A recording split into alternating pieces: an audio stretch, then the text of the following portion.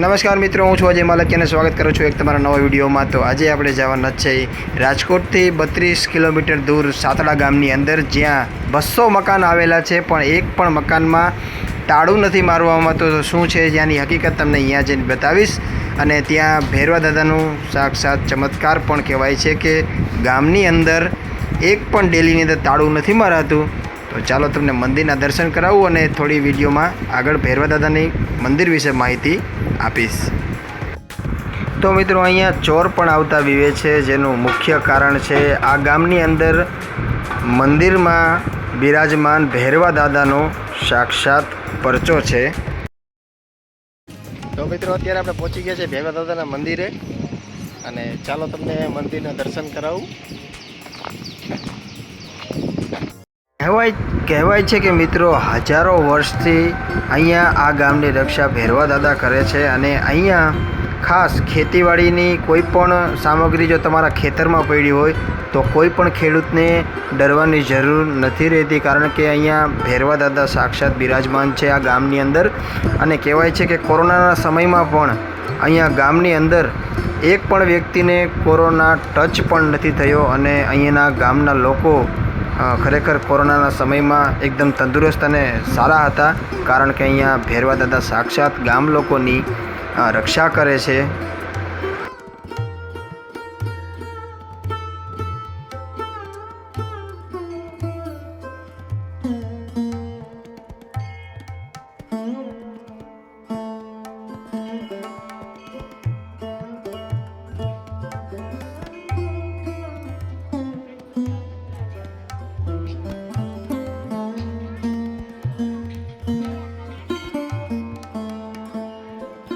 તો મિત્રો, અહીંયા પ્રસાદી રૂપે લાપસી છે, સુખડી છે અને નારિયેલ લોકો અહીંયા આવીને પોતાની માનતા કરે છે।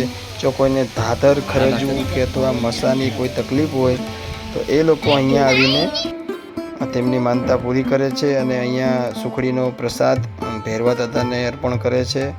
અને સાથે જ તમને મંદિરની ફરતી કોરની પરિક્રમા છે તે તમને અત્યારે દેખાડી રહ્યો છું। તો અહીંયા જે છે એમની ભોમાણી છે।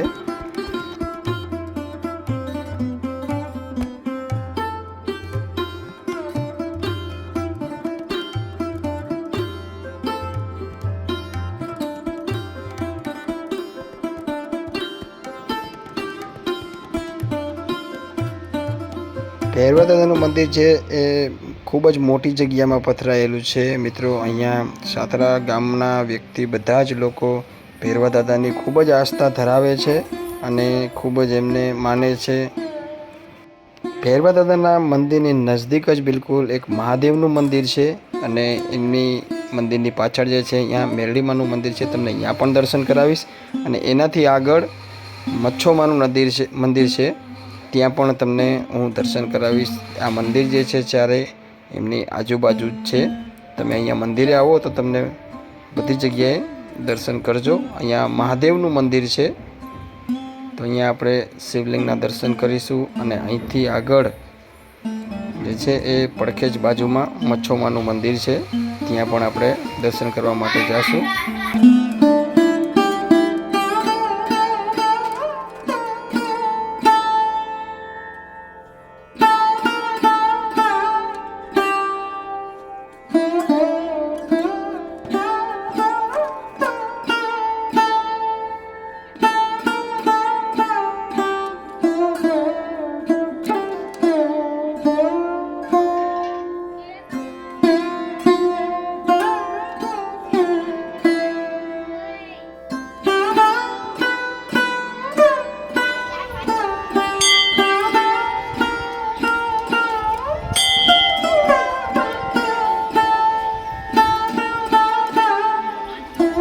મિત્રો, અહીંની આસ્થા છે કે અહીંયા ચોરી તો ગામમાં થતી જ નથી, પરંતુ કોઈ ચોરી કરેલો વ્યક્તિ આ ગામની અંદર પણ પ્રવેશ કરી શકતો નથી।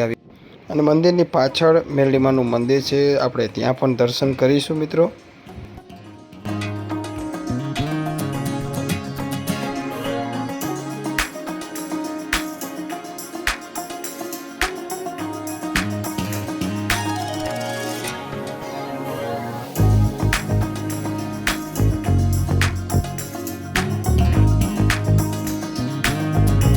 તો મિત્રો આશા કરું છું કે વિડીયો તમને પસંદ આવ્યો છે તો વિડીયોને લાઇક કરજો, શેર કરજો, ચેનલને સબસ્ક્રાઈબ કરજો. ફરીથી મળીશું આપણે એક આવા જ નવા વિડીયો સાથે.